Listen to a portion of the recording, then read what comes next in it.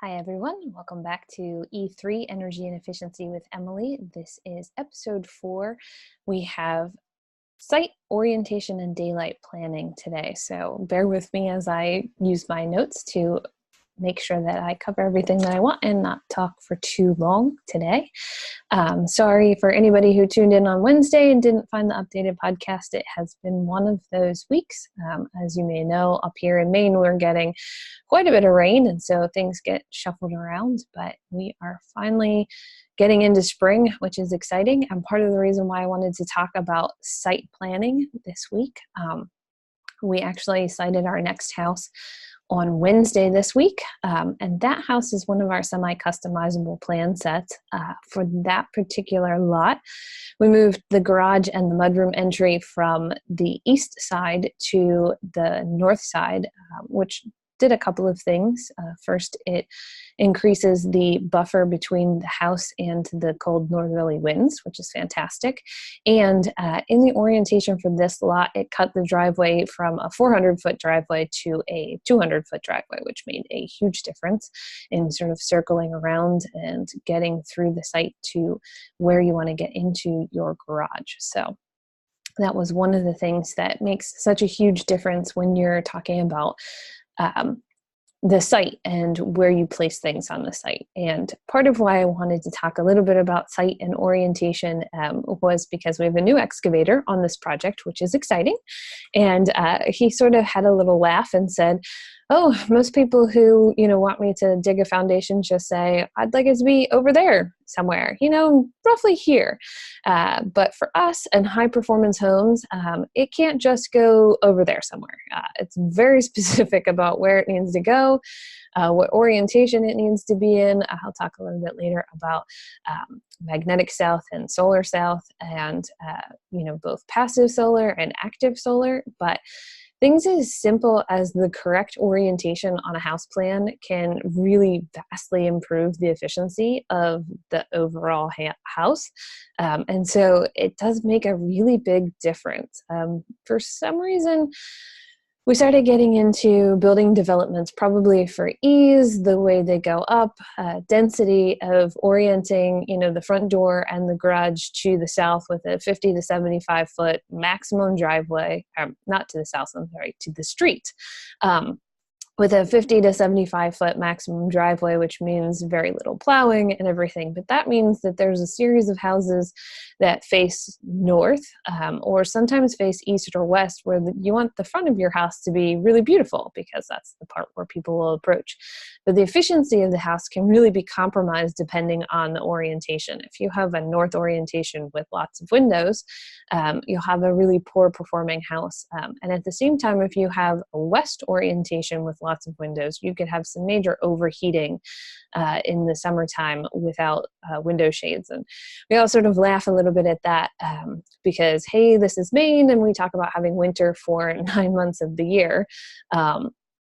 But realistically speaking, overheating in a high performance house can actually be a thing as well because it's going to hold that heat in.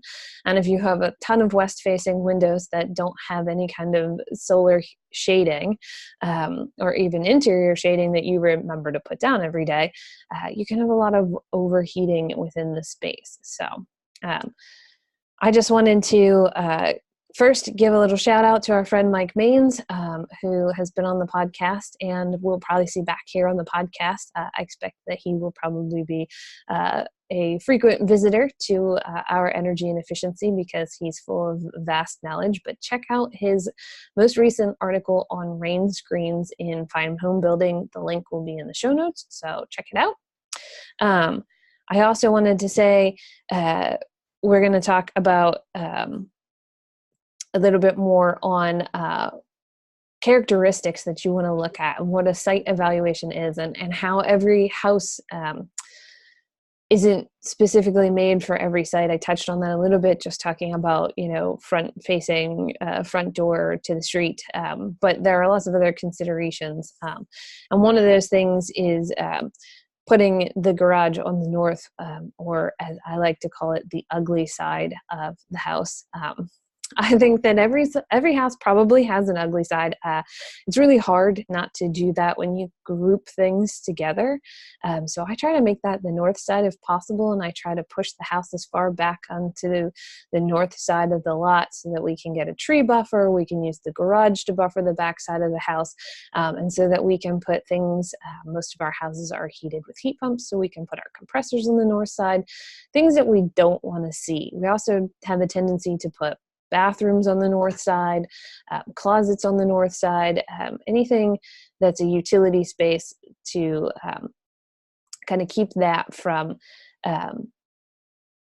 needing to have extra windows, because the difference between a window at maybe R5 or R7 and our R40 walls is a huge difference. So we want to cut down windows where we can, especially for 9 months of winter heating, whether it's on the north side or not. So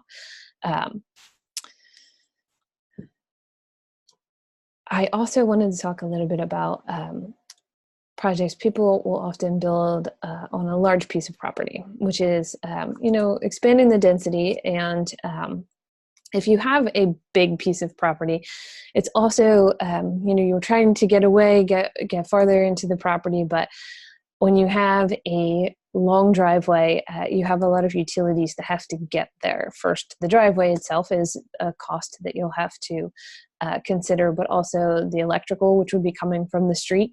Is that underground power? Is that poles? How long is the driveway to get electrical to the house? Or are you totally off the grid? And then if you're off the grid, the orientation of the house is even more important, because you want to make sure that you take advantage of passive solar. And you also want to make sure that you're not overheating, so that you require a lot of electrical to cool the house in the summertime.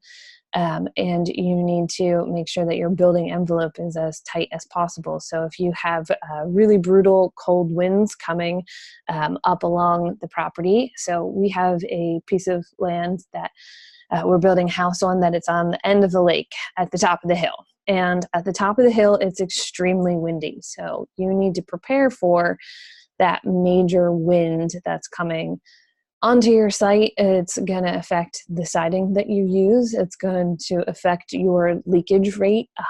If you've done any blower door testing, we assimilate that to about a 20-mile-an-hour wind pushing against the house. So if you have a really windy site, you're going to force air leakage in places that you maybe wouldn't on a more protected site. And there's also a lot of difficulty in constructing on the side of a hill or down a long driveway. And for instance, we do a lot of panelized construction, which is fantastic. And you will probably hear us talk a lot more about that on the blog in different ways. For the most part, you can't get anything inside your house that didn't come from a factory. So we're starting to push the envelope on, well, why isn't the exterior and the building envelope of the house also panelized? Why isn't that a series of components that are more efficient, that put together and build better housing? So anyway, we've been panelizing our houses for the last 5 years. And on this particular site, we had a 1,000-foot driveway, and we had panels coming in, and it was on top of a steep slope. So the trucks had to back down the driveway, which was a feat in itself. I don't drive a large truck, but these guys are pretty amazing. So they backed down this long driveway. And then at the bottom of the site, we actually ended up not having enough room to use the lull to get the panels off of the truck. So we had to use our crane to get the panels off the truck, which was just another part of coordinating on a particularly challenging site. So if you know you're going to be building and you're going to be building in a certain way, if you got to get a concrete truck down a really long driveway and it's April in Maine, it could very well get stuck. We poured in the wintertime, which was crazy. We've also sited a house in February where it was 60 degrees, and we've sited a house in April where it was freezing and snowing. So this year, April has been pretty brutal. It was the end of April, and one of our land surveyors commented on the fact that they still had snow. So yay, super exciting. And by super exciting, I mean not so much. But you have to coordinate those things. And so your site is incredibly important about where you put things. Now, that site is phenomenal, probably the best possible orientation, oriented to the south. So there's a 48 panel solar array, totally gonna be a net positive house up on the side of the hill, had the ability to take advantage of both the solar and the view. So that south facing side of the house has a complete view down the length of the lake. So couldn't have picked a better site as far as view and orientation. But again, thinking back on those challenges of the length of the driveway, how windy the site is, and what are the aspects of the site that you actually want to look at and see when your house is complete. But along with that is daylight planning. So one of the things that we do in all of the designs of our house is plan where you're going to be throughout the day. And this can really improve the efficiency of the house, but it's also really determined on the orientation of how you place the house on the lot. So daylight planning or daylight zoning is about grouping things together on a certain part of the house where the sun is going to be during the day. So we often find the kitchens on the east facing side, southeast facing, so you have both south and east light, bright morning kitchen spaces, and living spaces more to the southwest side of the house where you're there in the afternoon in the setting sun. And the same goes for screen porches. And people will say to me, well, your front porch is only 5 foot deep. And yes, the front porch was only 5 feet deep. It is a very specific farmer's porch look. But what we were trying to also do was to maximize the winter sun that could come into the house and pour across the floor for passive solar and for daylighting, and minimize the summer sun so that we didn't have overheating in our space. But with that, that means that there's only a certain depth that that overhang can be. And in this case, on the Birch Farmhouse, it was 5 feet. So 5 feet makes a good sitting porch, but it doesn't make a great space for, hanging out and having a table on the porch. And so people will ask me, well, where do you put the sunroom if you want to have a screen porch or a sun porch? And my answer to that is on the west, because you want to shade from the west anyway. And having an overhang or an enclosed porch on the west side is definitely the best place to take advantage of the warmer afternoons, but having it covered and cooler. If you had just a patio or a porch on the west side, you probably would overheat, or not a porch, but a deck, a patio or a deck on the west side. You'd probably overheat. It would be too sunny. So that's a great place to have a covered porch or a screen porch area. But again, with the daylight planning, we also talk about, grouping those spaces together. So I personally am a morning person. So I love to have my bedroom on the east side so that the sun rises in the east in the bedroom. It's the first place to see light. But not everybody is a morning person. And if you're not a morning person, then your bedroom on the west side might be more appropriate. So we actually talk about how everybody's going to use their space, how they're going to move through their space. Do they want their dining room open to their kitchen or open to the living room? Do they want closed-in spaces? Do they want to sit in a quiet and cozy south-facing sunroom?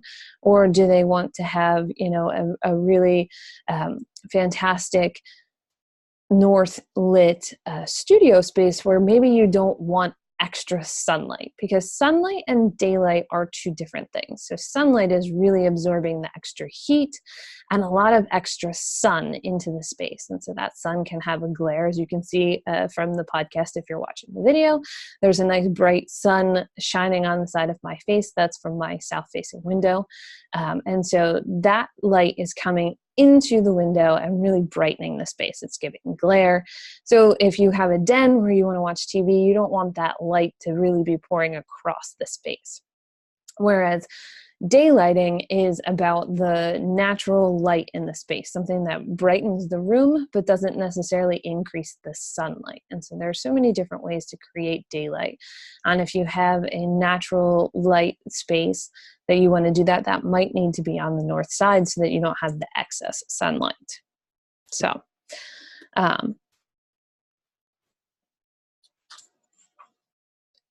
we always group our utilities and try to cut down on the number of windows that we put on the north side. So we improve the efficiency of our houses, sometimes just by putting less windows in, or putting windows in specifically where you want them. One of my favorite things to do is when I'm teaching my sustainable design and building science class at the university is to give the students a north-facing view and tell them to figure out how to improve the efficiency of the space when what you want to look at is to the north side, but the efficiency that you want to have in your house without freezing is a major factor in that. And so it's always fun and challenging for them to come up with, where's the view corridor? How do we cut this down? How do we make this great space? Do we use a triple pane window? Can we increase the insulation somewhere else to kind of make up for this factor?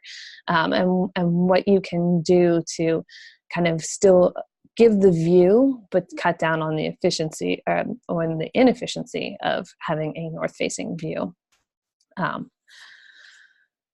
It can dramatically affect the orientation of a building if you have a view in a certain direction, or if you have efficiency that you want to meet. So say you want to do a net zero house, you want to do a high performance house, you want to do solar on your roof.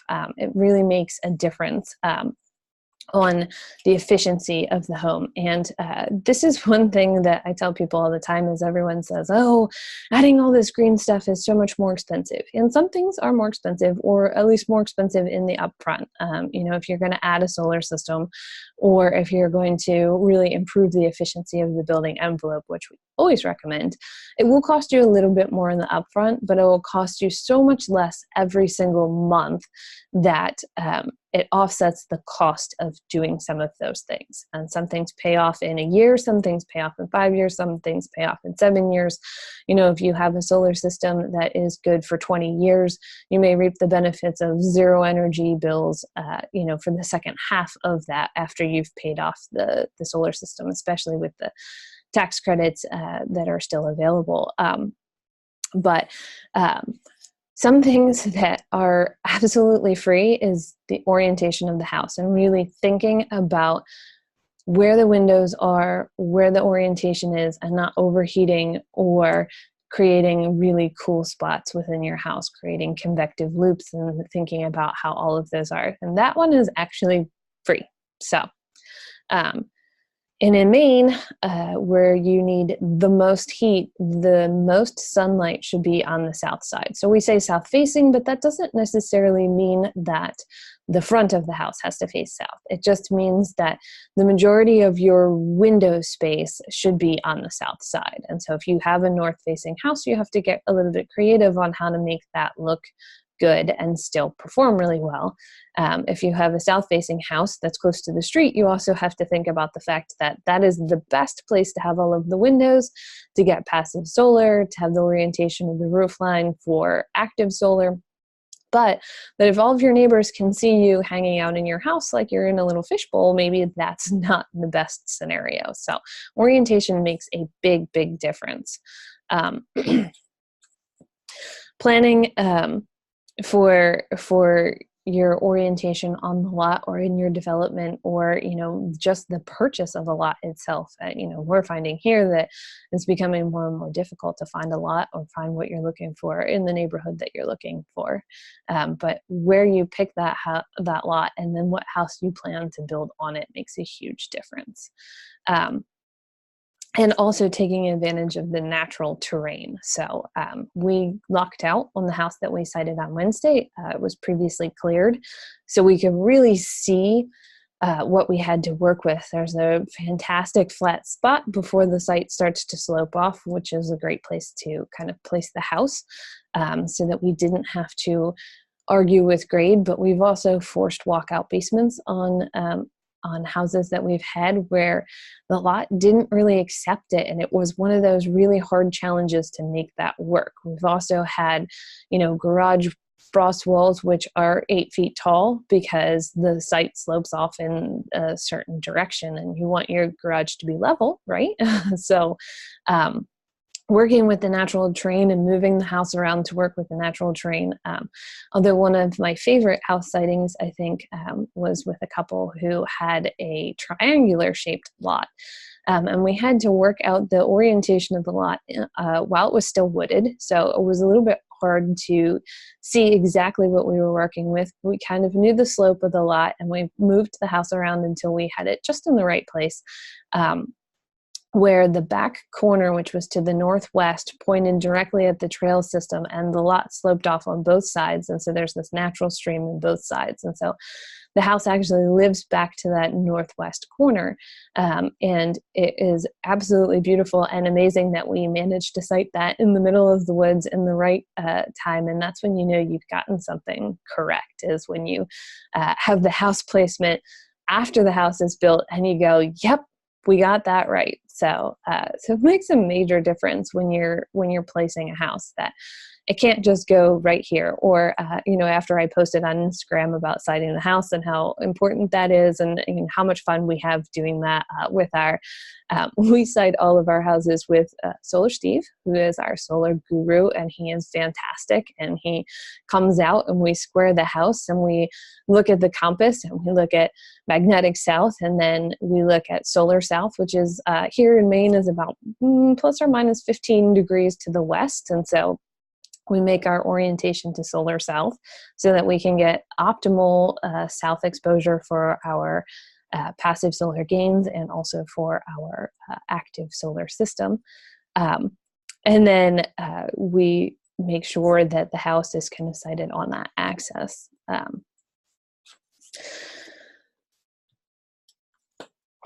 Sorry, I'm going through my notes here, and I'm realizing that sometimes when you talk, you already cover things that you wrote down as a note, remembering that you wanted to say that, you wanted to do that while you were talking about it. So, but again, so true south and magnetic south are not the same. So the Earth does not rotate around magnetic south, but when you're out with your compass, it's going to find magnetic south. And so again, you can look it up on Wikipedia and everything to figure out what your latitude and your longitude is, to figure out what degree is solar south for optimal orientation. Again, if you talk to any of the solar installers, is you're splitting hairs a little bit here on the efficiency of the system, but if you have the opportunity and you have the time to try to figure it out, we usually attempt to do so. And for an even more dialed in site orientation, there's the Living Building Challenge. So we've talked a little bit about net zero in the past. We've talked, you may have heard LEED. You've heard about Energy Star.